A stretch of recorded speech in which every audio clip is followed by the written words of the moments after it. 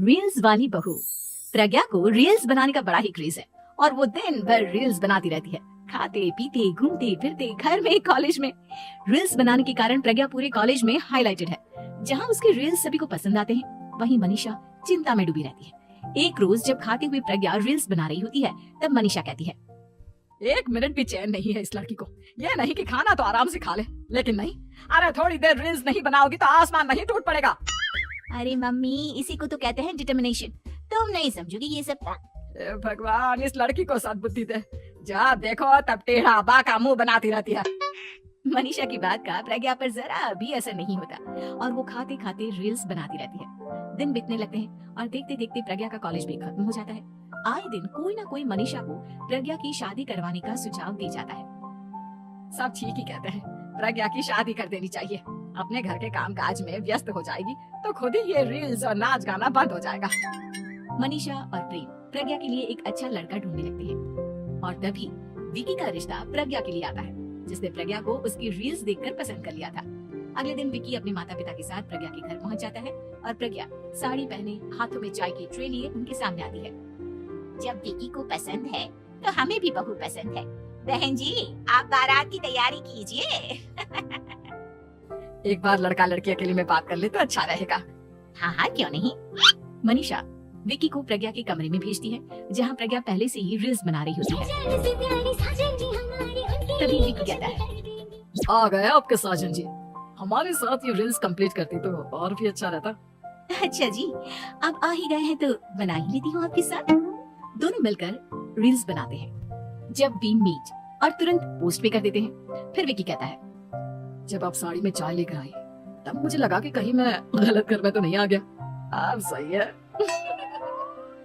दोनों की शादी पक्की हो जाती है और शादी के दिन भी प्रज्ञा रील्स बनाने से चुकती नहीं, यहाँ तक कि बारात के समय भी नाचते हुए रील्स बनाती है। सभी लोग प्रज्ञा की तारीफ के फूल बांध देते हैं और प्रज्ञा नाचती गाती अपने ससुराल चली जाती है। सब कुछ अच्छा चल रहा होता है।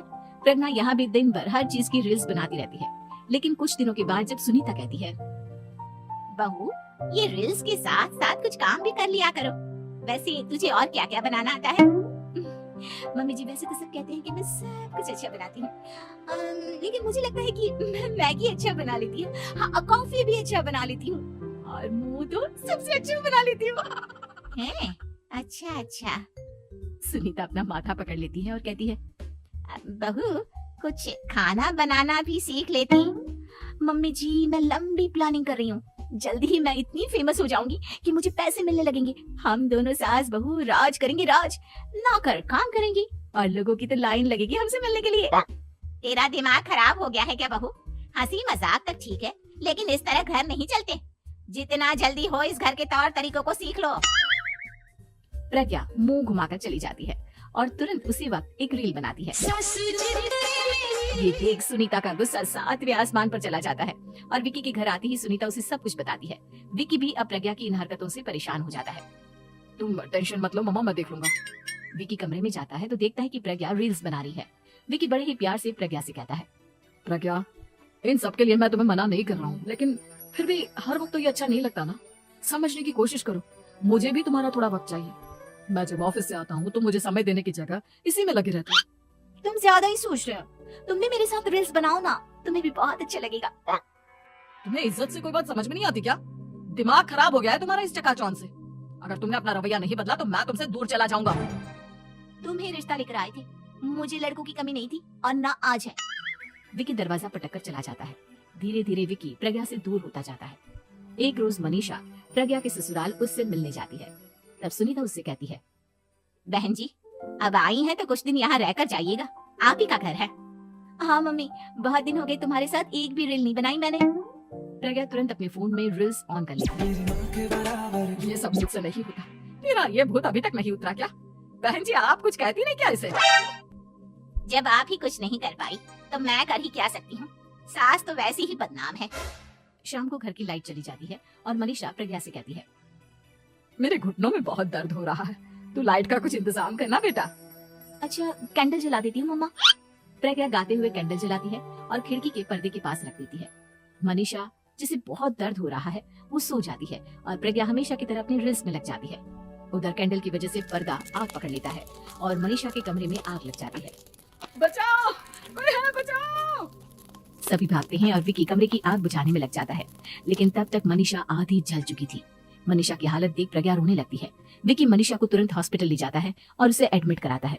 विकी प्रज्ञा से कहता है, देख लिया ना, तुम्हारे इस नाच गाने की वजह से आज तुम्हारी माँ की जान जाते जाते रह गई। अब पता नहीं तुम और क्या चाहती हो। उधर डॉक्टर कहते हैं, इनकी हालत बहुत नाजुक है, आधे से ज्यादा जल चुकी है। प्रज्ञा रोती हुई मंदिर में जाती है और भगवान के आगे जाकर कहती है, भगवान मेरी माँ को ठीक कर दो, मैं कसम खाती हूँ हाथ से ये रील्स बनाना छोड़ दूंगी, बस मुझे मेरी माँ वापस मिल जाए। 2 दिन बीत जाते हैं और मनीषा खतरे से बाहर आ जाती है। पेशेंट अब ठीक है, आप लोग उनसे मिल सकते हो। सब कोई मनीषा से मिलता है और प्रज्ञा सबके सामने अपना फोन तोड़ देती है। मुझे माफ कर दो मम्मा, मैंने तुम लोगों की बातों को नजरअंदाज किया। बेटा, कोई भी चीज जरूरत से ज्यादा खराब है। मैंने तुम्हें रील्स बनाने से कभी मना नहीं किया, लेकिन हर वक्त एक ही चीज तो सही नहीं है। मैं समझ गई हूँ मम्मा, आई एम सॉरी। प्रज्ञा उस दिन से रील्स बनाना छोड़ देती है और पूरी तरह से अपने घर में लग जाती है।